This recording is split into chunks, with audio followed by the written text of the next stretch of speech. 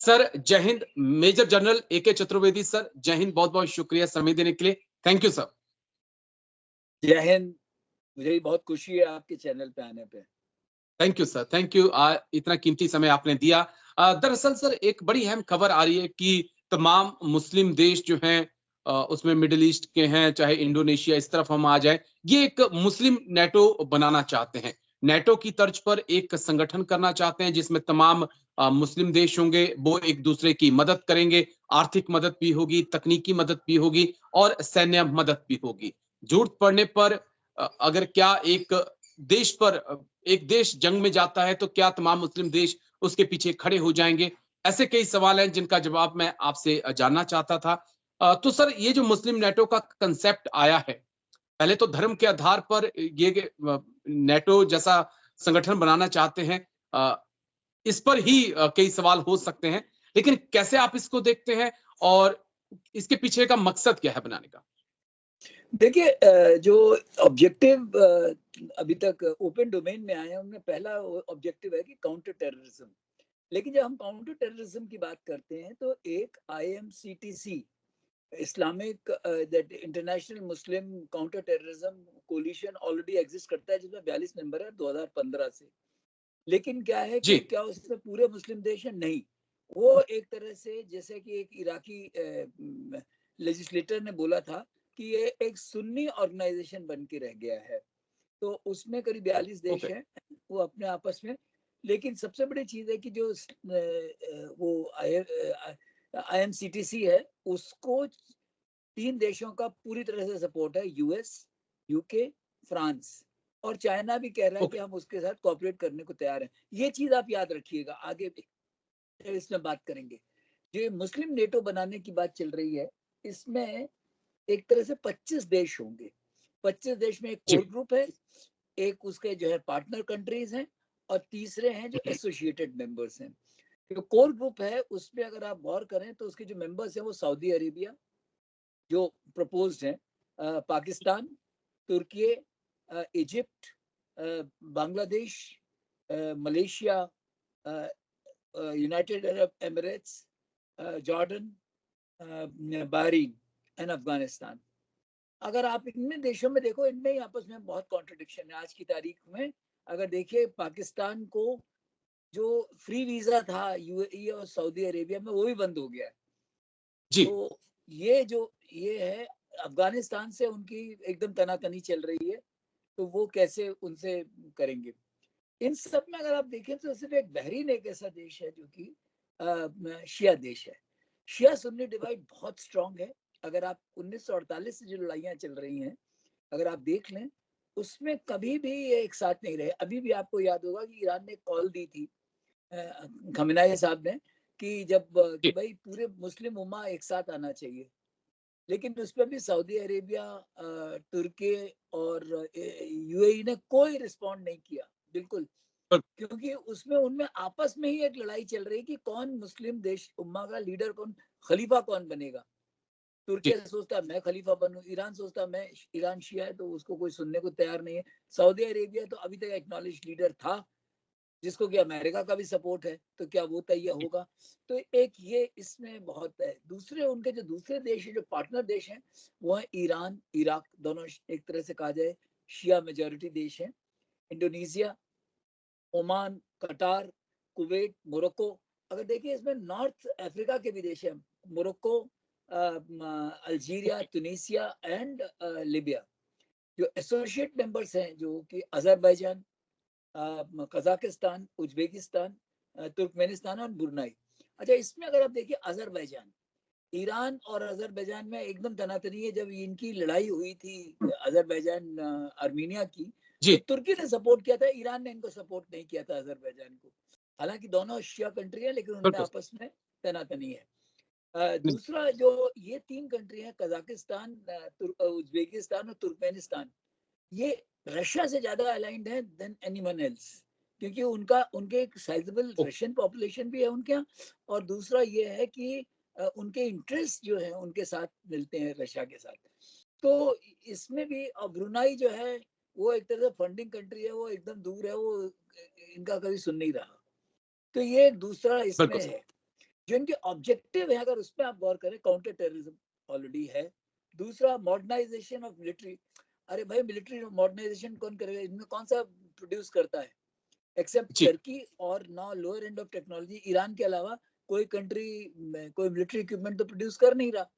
तो ये कहाँ से? वो सिर्फ बिल्कुल, ये कह रहे हैं कि भाई पाकिस्तान के पास एटॉमिक वेपन्स हैं, और ईरान भी कह रहा है कि हमारे पास भी, लेकिन ईरान ने को अभी इराक तो ने, आप सॉरी इजराइल ने ठोक दिया, तो पता नहीं उनके क्या स्टेटस है। तीसरा जो कहते हैं कि नेटवर्क, हाँ, इंटेलिजेंस शेयरिंग की बात कर सकते हैं, लेकिन इंटेलिजेंस शेयरिंग ना, इनके अपने सैटेलाइट्स हैं, तो ये कहाँ से लेंगे ओके, अनलेस इनको यूएस दे।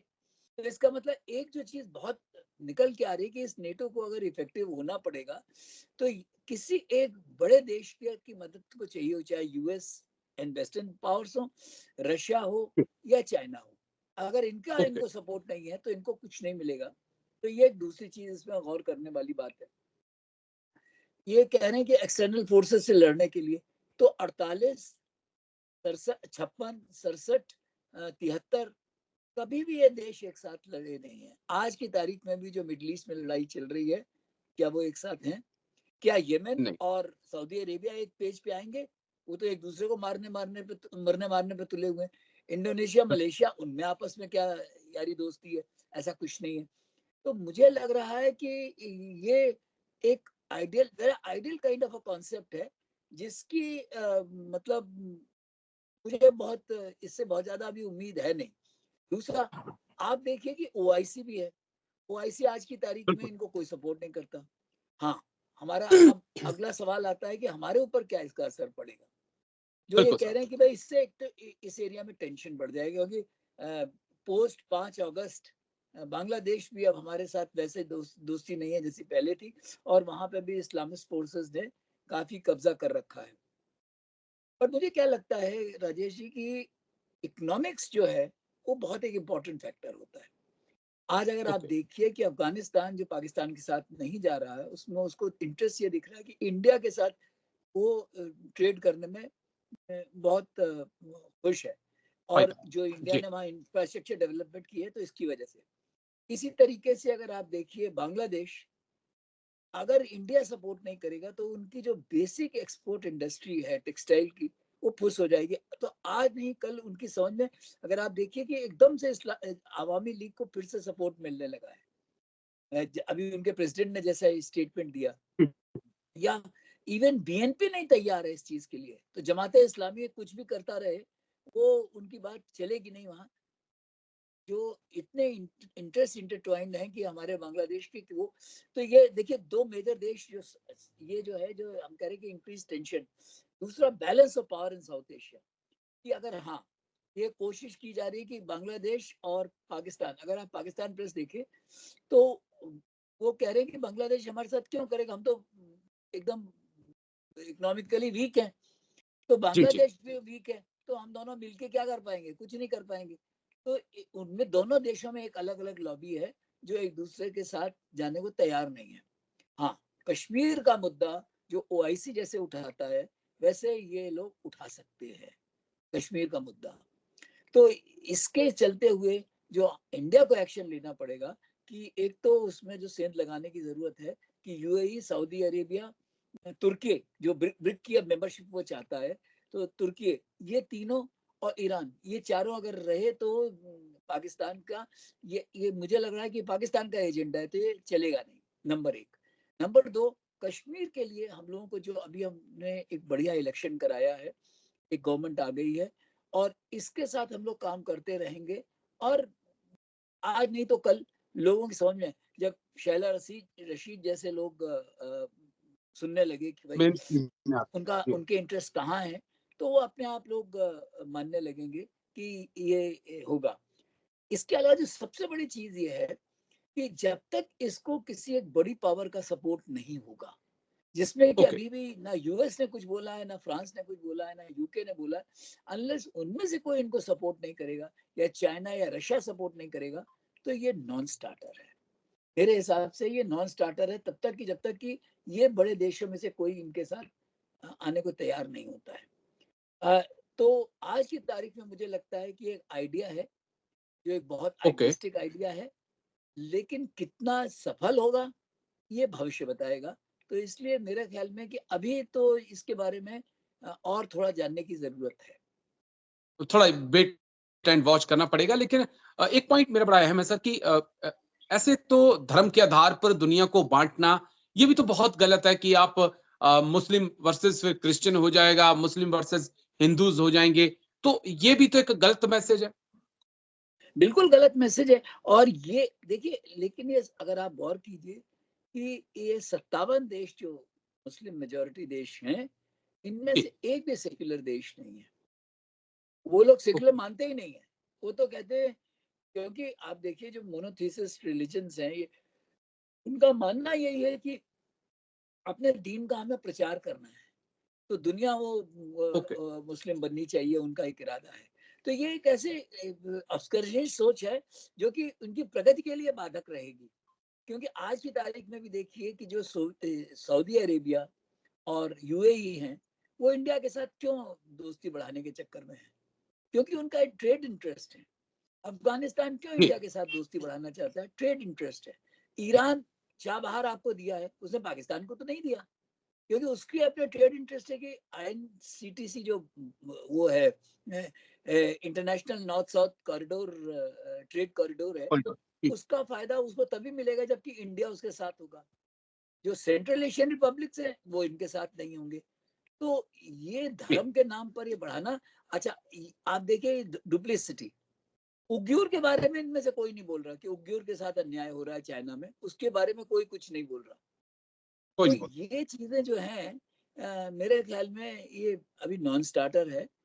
लेकिन हाँ, हम लोगों को चौकन्ना रहने की जरूरत है इन चीजों को, कि ये कैसे नहीं होगा। इसके लिए हमको अपने जो पॉलिटिकल लॉबिंग है, जो हेजिंग है, वो करते रहना जी। पड़ेगा कि रशिया के साथ भी, चाइना के साथ भी, यूएस के साथ भी। मैं तो अच्छा, आज की बस तारीख एक में क्या आखिरी। है, जो यूरोप जो है वो भी बहुत इम्पेक्टेड है, इस्लामिक जो वहाँ पे माइग्रेशन चल रहा है। तो वो एज इट इज इनके बारे में बहुत अप्रेंसिव, तो यूरोप तो इनकी बात सुनेगा नहीं। अमेरिका, बिल्कुल सर। उसमें ये अगर अगर जैसे कि जो इलेक्शन के बाद जो रिजल्ट आएगा उससे कुछ पता चलेगा कि क्या ये जो रिपब्लिकन्स आते हैं तो एक दूसरी इक्वेशन बनेगी, अगर डेमोक्रेट्स आते हैं डेमोक्रेट। एक दूसरी इक्वेशन बनेगी। हाँ, ठीक है। ठीक है सर। बस एक आखिरी पॉइंट जो मैं आपसे समझना चाहूंगा, अ, जिस वक्त मुस्लिम नेटो की बात चल रही है उस वक्त एशियन नेटो की भी बात चल रही है। जापान के जो प्रधानमंत्री हैं वो लगातार ये कह रहे हैं कि हम एशियाई नेटो बनाना चाहते हैं और उसमें भारत का एक अहम रोल हो सकता है, लेकिन भारत ने अभी तक अपने पत्ते नहीं खोले। एक किस्म से कहें तो भारत की ना है अभी तक उसके लिए। तो क्या इसके बारे में भी आने वाले वक्त में सोचा जा सकता है? देखिए, जो भारतवर्ष की नीति इस वक्त जो है, आप देखिए कि जहाँ अमेरिका ने आपको कुछ क्रिटिकल टेक्नोलॉजीज देने में आनाकानी करनी शुरू की, जहाँ जी। आपके इलेक्शंस को इन्फ्लुएंस करने की कोशिश शुरू की, जहाँ पे ह्यूमन राइट्स के बारे में बातें करनी शुरू की, इंडिया ने क्या किया? चाइना से दोस्ती बढ़ानी शुरू की। जो ओके। अभी ये जो डील हुआ है, ये जो है, ये जो अमेरिका के इंटरेस्ट को इम्पैक्ट करेगा ताइवान में। तो जी। एशियन नेटो का मतलब ये है कि आप लामबंदी कर रहे हो चाइना के खिलाफ। वो ओके। जापान के इंटरेस्ट में हो सकता है, क्या इंडिया के इंटरेस्ट में है? ये एक बहुत बड़ा प्रश्न है। मेरा अपना मानना है कि जो इंडिया की भी पॉलिसी है कि इक्वल डिस्टेंस सब से, और जो हमारी स्ट्रेटेजिक ऑटोनॉमी है वो मेंटेन रहनी चाहिए। तो वो एक बहुत अहम चीज है, क्योंकि आज आप एशियन नेटो की बात करने लगो, रशिया आपके खिलाफ हो जाएगा, चाइना आपके खिलाफ हो जाएगा। क्या आप अफोर्ड कर बिल्कुल सर। सकते हो? तो ये जो इक्वेशन है, जो पावर बैलेंस है, गड़बड़ हो जाएगी पूरी। तो जो स्ट्रेटेजिक ऑटोनॉमी इंडिया मेंटेन कर रहा है, मेरे ख्याल में बहुत आइडिया है, अच्छा आइडिया है। एशियन नेटो की अभी न कोई आवश्यकता है। जिनको आवश्यकता है वो चिल्ला रहे, हमें कोई इसकी आवश्यकता नहीं है। आवश्यकता नहीं है, लेकिन चलिए मुस्लिम नेटो के ऊपर भी नजर बनी रहेगी और एशियाई नेटो पर भी नजर बनी रहेगी सर। दोनों ही बड़े अहम मुद्दे हैं, लेकिन आप आए और इतना कीमती समय दिया, इतनी बारीकी से आपने समझाया सर। थैंक यू इसके लिए। जैन साहब, thank you, thank you sir. जय हिंद। जय हिंद। Thank you.